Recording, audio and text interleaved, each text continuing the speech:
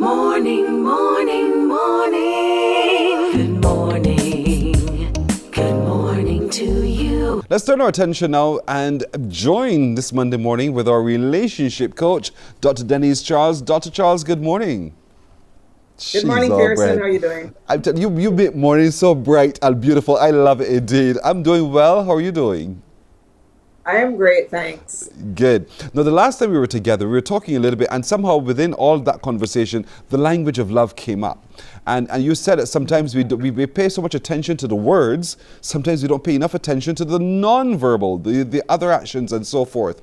But I want first, if you can help us break down what you see to be communication in general, and then communication in a relationship. Okay, well, communication is critical to life. I mean, we can't get by without using it. I think sometimes because of the science of communication and because we spend so much time thinking about communicating in the right way, and we spend so much time thinking on the need to be deliberate with our communication to ensure that what we intend is what is communicated. We fail to sometimes recognize that communication is also inadvertent. It is not always intentional. So sometimes what we fail to communicate by words is often still conveyed by our actions or by our body language or even by what we fail to say. So it is really something that we can't get away from. It is all around us, and it spans all kinds of relationships. But because if we are focusing on any special type of relationship, whether it be a romantic relationship or parental or collegial relationship, the fact is, to make that relationship successful, we do need to be intentional about our communication because, as I said just now, even when we're not intentional, things are communicated. But because we're human and communication is a two-way thing, we give off something and people receive that. But people may not always receive what we thought we were giving off. So because of that, we need to spend a lot more time being very intentional about what we want to convey, especially when it comes to love and communicating love to other people. And So that's why the whole concept of love language really was born. So how do we know that we've communicated well? There's something that says, if the student has not learned, the teacher has not taught, Yes, right? yes. That's an adage. And we can look at it like that. If what we intended to convey has not been received, then we know that based on what the individual says or how they respond or how they feel or how they say they feel, then we know that in essence what we intend to communicate was not really conveyed. And that is a very basic way of seeing it. We might say, well, I communicated this to you, I told you XYZ, but if the other person is saying, but that's not what I thought, that's not what I felt, that's not what I perceived by what you said, then in essence we really haven't communicated. And then we have to look at ourselves and wonder, well, how could I have said this differently? How could I have done this differently?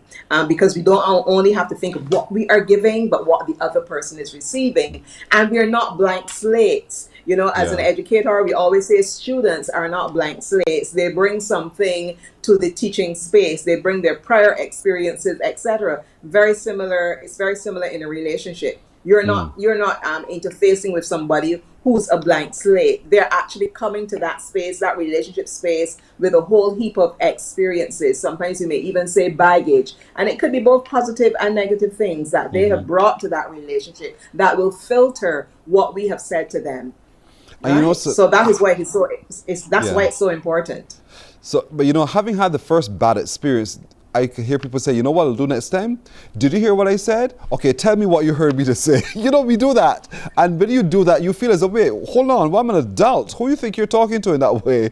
But actually, Pearson. Yes? Actually, Pearson, as a counselor, I can tell you that is one of the critical things that we're expected to do when we're speaking to people. We have to reflect back what they have said to ensure that we've heard correctly. Because as I said, we hear through a particular filter. Yes. We frame things based on our own experience. Okay, sometimes a male may frame something in a particular way because of his gender. A female may frame something in a particular way. We may frame things based on our age, on our background. There's so many factors that can influence how we hear things that are said. So actually reflecting back what someone said, especially in a way that says, okay, so you're saying to me da da da da da. So in essence, when I do that, I am ensuring that what I heard was right, and I'm asking you to confirm that what I've said is what you actually meant to communicate to me. So that's actually a very good thing to do. Every single time, Dr. Denise, what is it? What's Yes. going on here? Well, you know, person Yes. relationships are dynamic, okay, and you don't want to do something in a way that sounds stilted and stiff, and it comes across as if you're being a clinician in your relationship. But certainly if your heart is in the right place and you really want that your partner is good, that they feel settled about whatever issue it is the two of you are discussing, and you want to ensure that you yourself are understood, I think you're going to be willing to bring, it's like bringing a sense of humility to the relationship. I don't get it right every time. I don't understand everything. So I want to understand what you're saying. I want to get what you're saying, because at the end of the day, the desire or the hope of that individual is to make sure that they understand and to be understood, because that's what communication is all about. That's what communication is all about: understanding and being understood. It's a bi-directional thing. Yes. And when it comes to love and relationships, it's not just about doing things the way we want to do them when we're on the giving end, but it is also about making way for our partner to receive that love and that communication in a style that he or she prefers, and that is what the love language idea is all about. We might think that we are showing love in a particular way, or we are communicating in a particular way that we like because of our particular strengths or our particular preferences. But does our partner feel that way? Does our partner feel loved when we do this particular thing that we might like? But do they like it? Does he or she like it? Yeah. So in a relationship, we can't just put ourselves first and our needs first and our preferences first. It is really about understanding what our partner wants, what our partner desires from us, what they need from us. This is going to be such Yes, a conversation. Pearson. We're going to definitely have to continue for real, Dr. Charles. But there's this other nonverbal, the look. You give the look, and that look that your parent will give to you to say, listen, sit down. No words, Yes. but the body language was sufficient for you to get it. Those kinds of things I want to explore with you next time we come around to have our conversations on the language of love, indeed. No problem. Because they are also, and they occupy a larger percentage of how we communicate. The words are just a small That's part. right. But the other part is the all of thing is, this. the look is important. The look is a factor because we are accustomed to our parents. So we Yes. get an understanding of what that look meant. We don't learn it necessarily the first time, but after it's been done 10 times, we know exactly what it means. So, Yes. nothing beats taking time to get to know someone. Indeed so. So we're going to take time to get more about it with you next week, should God spare life. Thank you so much, No Dr. problem. Denise Charles. You're welcome indeed. You're welcome. All right. Morning, morning,